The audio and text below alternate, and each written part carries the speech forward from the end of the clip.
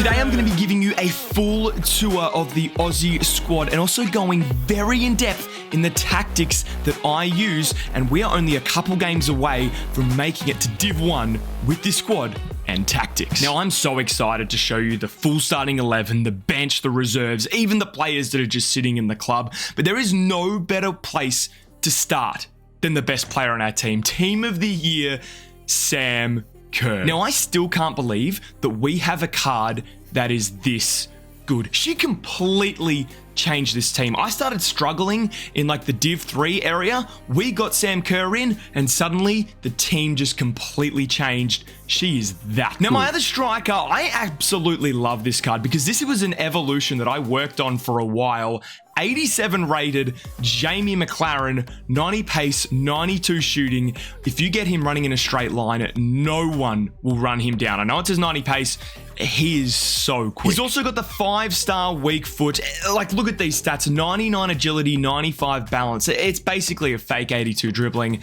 This man is unbelievable. Now, at cam, we have to chuck this man in. Harry Kill. Now, I know that there's a new evolution for him. I'm going to be doing him in the next couple of days, so I'm sorry that I don't have his full card out, but this card is going to get even better with his new evolution. I was really hoping that we'd get a new card for him, possibly in the Foot Fantasy promo. We'll see. There's still time. However, this new evolution is cracked anyway. His stats go, there's so many stats that go over 90.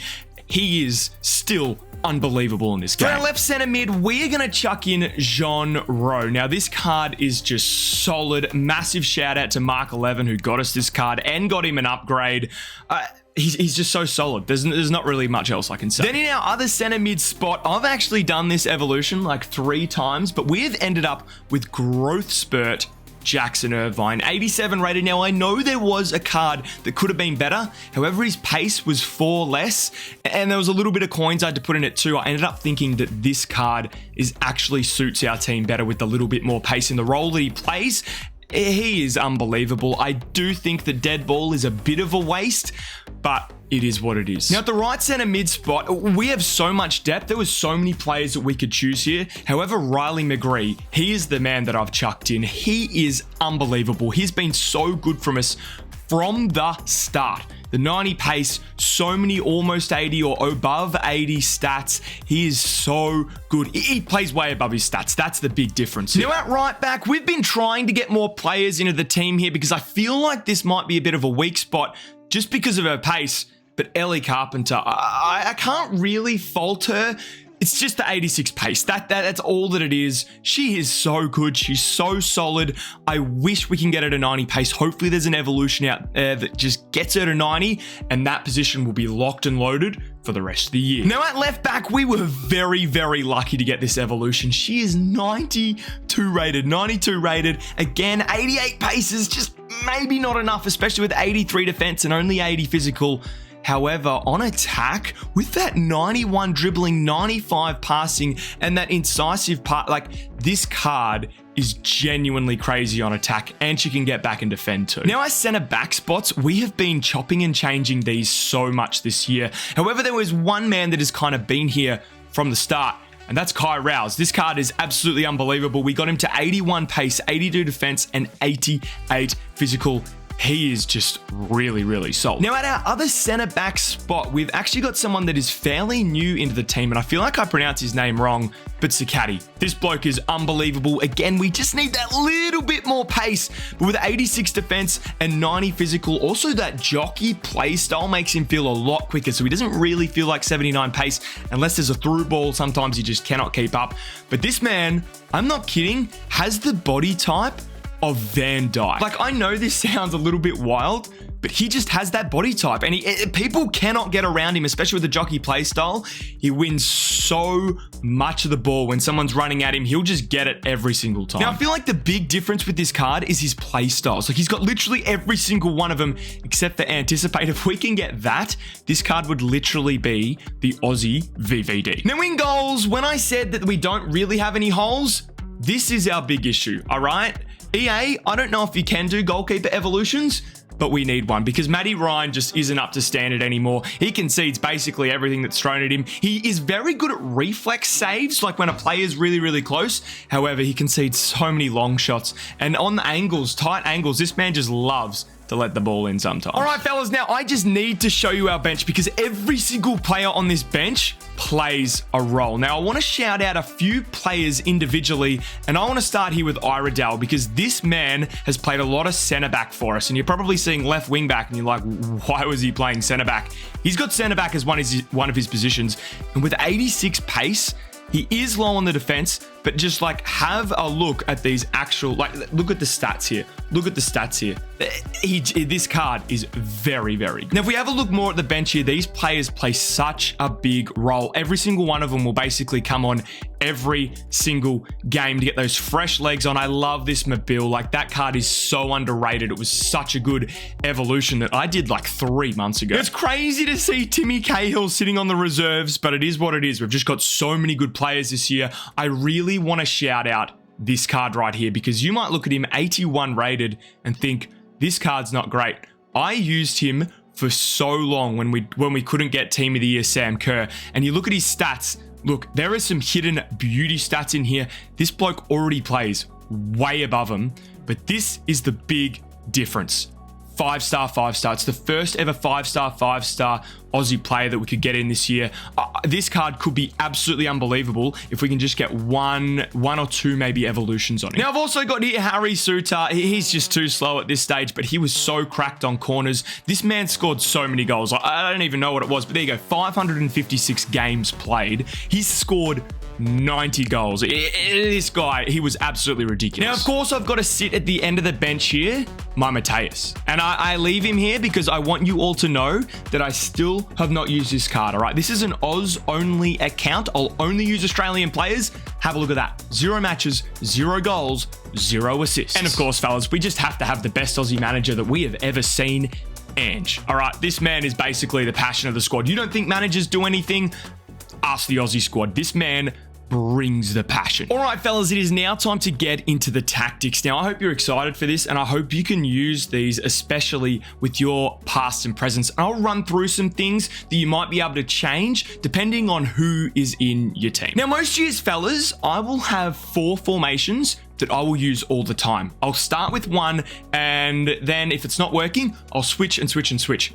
This year, I genuinely have used one formation for like 95% of gameplay. So what we'll do is we'll do that one at the end. I want to go into the 2 formations that I use very, very rarely. And the first one here is the 5-2-3. Now, literally the only time that I use this is when I'm playing someone really good. I'm 2 goals up and there's 10 minutes to go and I gotta park the bus as much as I can. Now, basically, all the instructions are kind of set the same. You just come back on defense on the wingers and also stay back while attacking on the left and right back. This is literally just, we've got a couple minutes left, park that bus. Now, with the actual tactics here, like you guys can see them all here, this is what I use. All I'm going to say is that when you get the ball and you want to get out, just head to the wings. Head to the wings, bomb down the line, and just waste as much time as you can. Now, the other formation that I use very, very sparingly, I've got a 4-2-4, and this is basically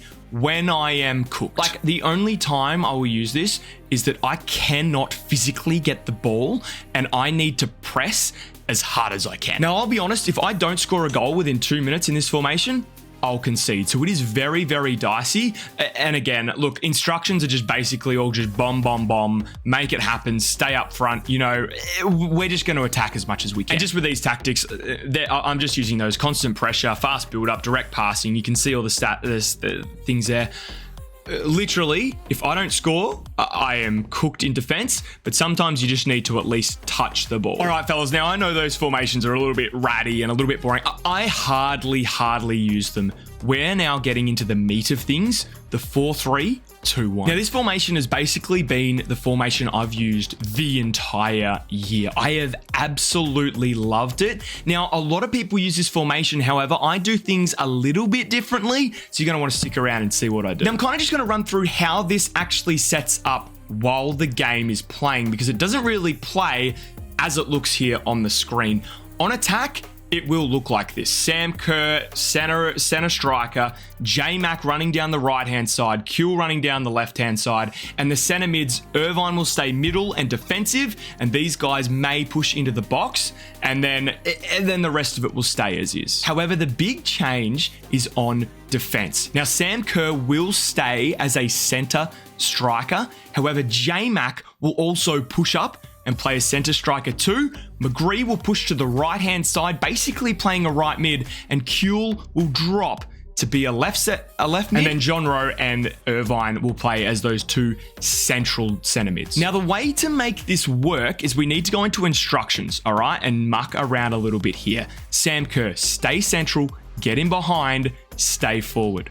J-Mac, stay central, get in behind, stay forward. However, this is where things get really important. Harry Kuehl here needs to be on stay central, get in behind, but make sure comeback on defense is there, and that will make him go to a left mid. Now, to balance this out, we need to get Riley McGree on all these, but make sure that he has cover wing, and that will make sure that he covers the right-hand side of the pitch. Now, our two center mids will basically become DMs when we play in defense. We need Jackson Irvine to be on stay back while attacking, and then also make sure he is on cover center. Then John Rowe as well, he needs to be on stay back while attacking and cover center as well, and that will mean as soon as we're defending, it will go straight back into that 4-4-2. All right, fellas, something really important that I need to talk about is your right and left backs. Now, in this formation, I've got it as stay back while attacking and overlap. Now, if you guys have really, really fast left and right backs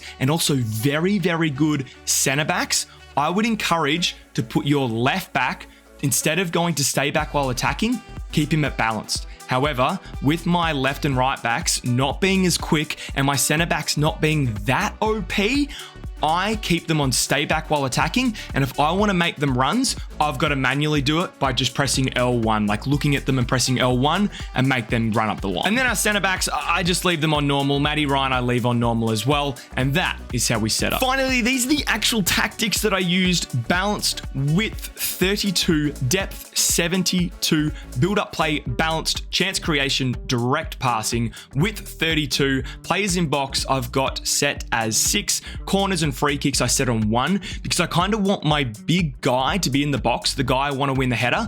Everyone else get out of the way because I want as much space as I can for that one player that I'm going to switch on to. Now, I know a lot of you probably don't have 32 width. It is just something that I've found with my team not being as OP. It has actually really worked, made me more compact and a lot more passing options, but also in defense has made it a little bit easier to defend. If you want to see gameplay with these tactics and my team, click this video and you'll see how insane they really are.